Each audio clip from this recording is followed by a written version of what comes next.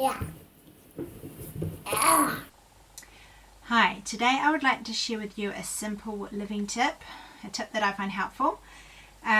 What we made with pastry, one of my last videos I shared that in the holidays. I was going to give my kids some pastry and see what they could make with it. And I'm going to share a frugal living tip and what I've been doing in the last week to make the most of what I have.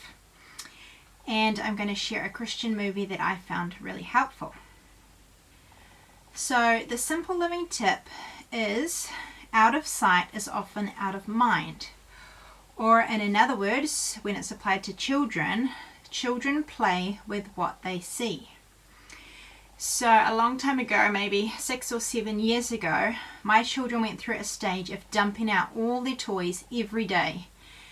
And I had probably about 3 different types of blocks, and I had all these different types of toys, and they would dump everything out. So tidying up was like a huge job. You had to sort everything out and put it all back in. And I thought that if I made them do it, then it would teach them not to tip everything out.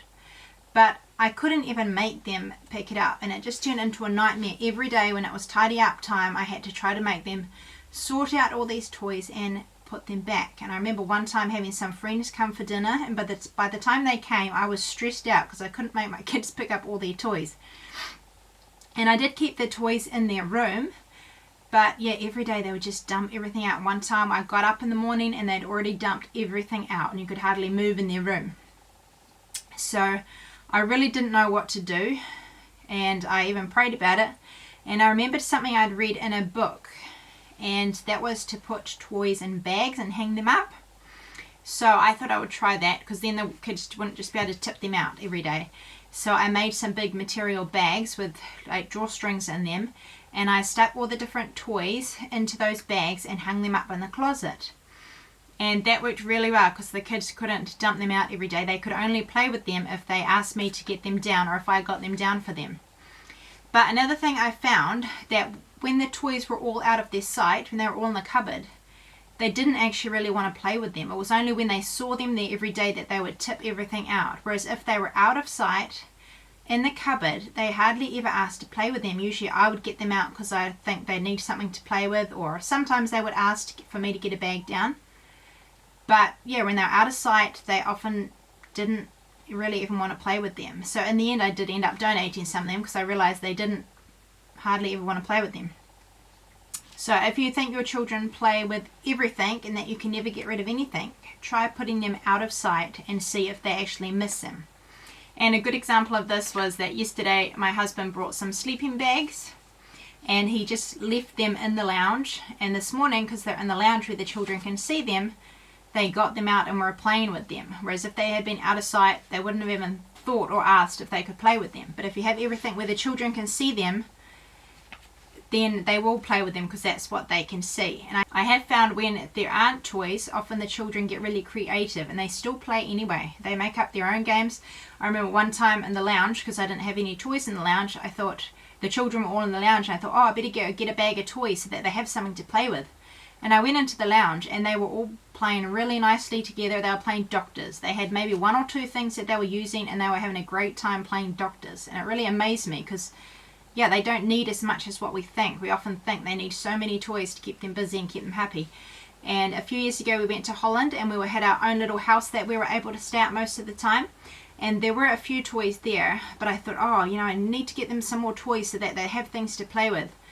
And I remember getting up one morning, and I came out into the lounge, and Hannah, our oldest one, and Lydia, our youngest, were sitting in the corner of the room. And Hannah said, Mum, we're flying to Hong Kong. And they were sitting there playing that they were on an airplane. And Esther and Joseph, our 2 middle ones, had socks on, and they were skating around the floor, because it was like a wooden floor. And they said, Mum, we're ice skating. And they were having such a good time, even though they weren't even playing with the toys they did have, but they were having such a good time just being creative and playing with what they had.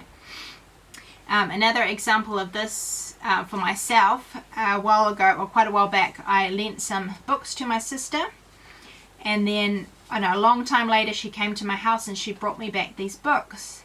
And there was one of them I can't even remember ever having or buying. I was like, are you sure that's my book? I couldn't even remember it.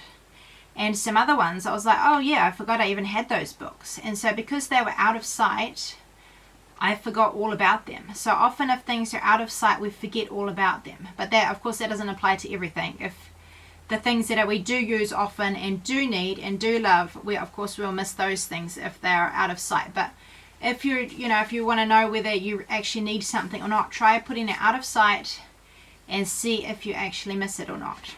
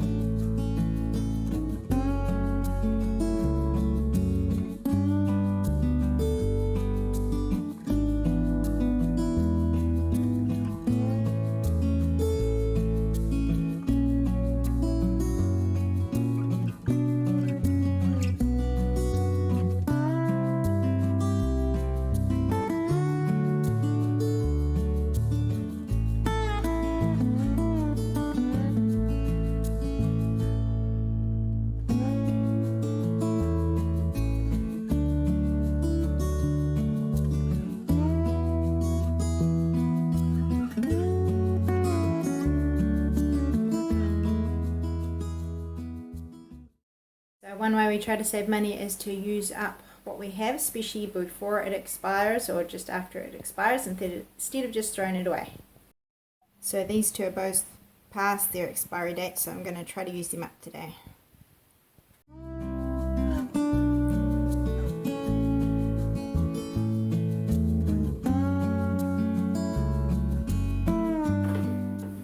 So today is Saturday, and Johan has taken the 3 older children for a hike up in the mountains. So me and Lydia are at home together. So I'm trying to use up some yeast that is just past the expiry date, so I'm trying to use it up before it doesn't work anymore.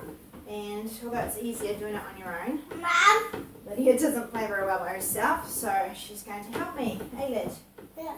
You like making bread? Yeah. This is a big white lot of dough.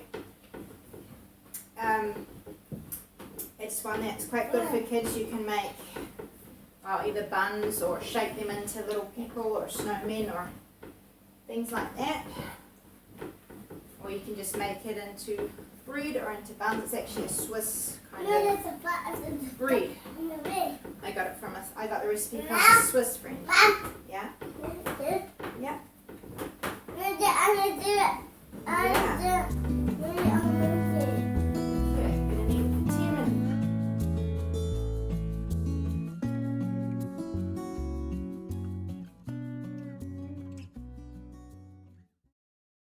Trust and obey.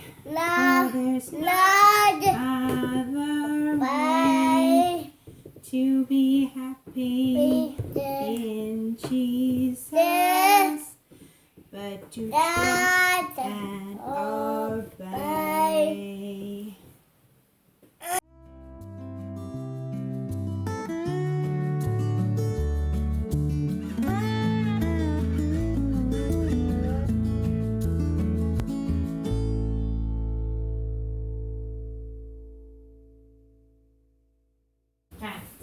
Roll it out. We're making some pinwheel scones to use up some of the yeast, but it's made out of like bread dough rather than scone dough, so more like buns but cinnamon rolls. We just went for a walk around the block while we were waiting for the gelatin to cool down and for the dough to rise. And it's quite interesting when you see houses that somebody used to live in and then they move out and somebody else moves in or buys it. Sometimes it can look completely different. Like there's a house right behind us that used to, I think, have an old man living in it. and there just wasn't, you know, there were no flowers or anything like that. And now he sold the house and somebody else moves in there and it looks completely different. There's lots of pot plants with pretty flowers, and it makes me think how in life, makes me wonder if somebody else was living my life, somebody else was in my shoes, I wonder how different it would look.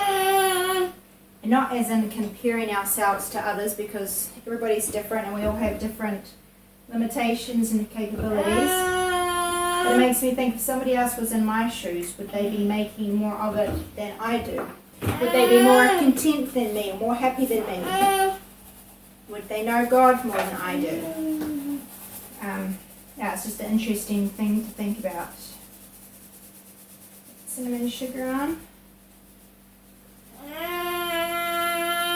Oh yeah.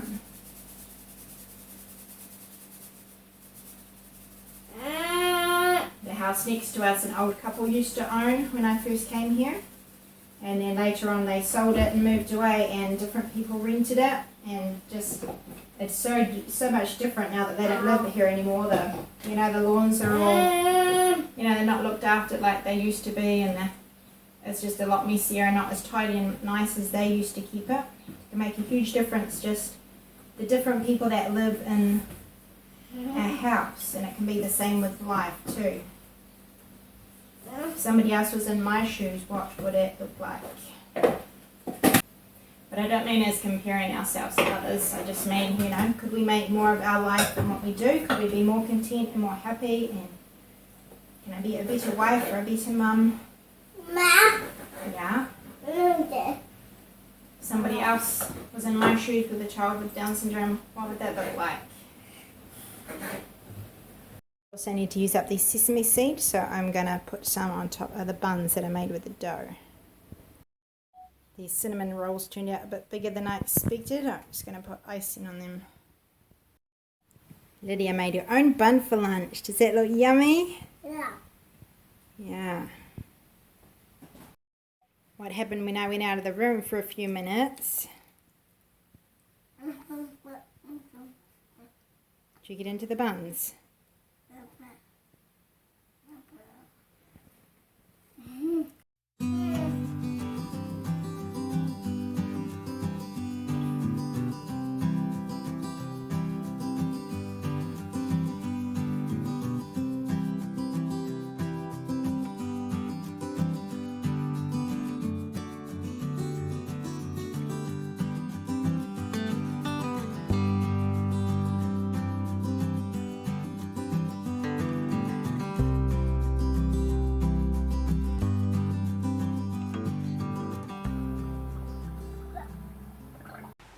The other day Joseph was washing the dishes. In the holidays they wash and dry the breakfast and lunch dishes, and he was busy washing dishes, and I came into the kitchen. I saw there was water all over the benches, and it annoyed me because you don't need to get water everywhere when you're washing the dishes. And I said, Joseph, why is there water all over the bench? And I looked at him and I straight away stopped in my tracks and I couldn't help laughing.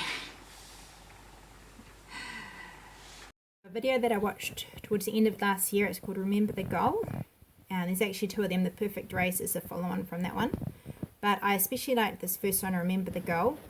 It's a story about a coach who's coaching this group of girls. It compares it to the Christian life, how the Christian life is like a race and we have to trust God. But yeah, I just found it very helpful. It's a more modern video and I don't like everything about it, but I found it very helpful for my own Christian life because I can really relate to some of these girls. That one of them in particular is very impatient and she doesn't like the way the coach does it. She wants to do it her own way, and I'm a little bit similar sometimes. Holly was your coach. She was here for 5 years. Before that, this program was run by Coach Pratt, who founded it in 1982 and ran it until he retired. Lawrence Hills Academy is an all-girls Christian school and a member of the Private Schools Association, but has never won the state meet. Sound about right? Yeah. Which takes me back to my question. And the teenage girls, so some of them are going through different things or making bad choices, but she always gives them good advice.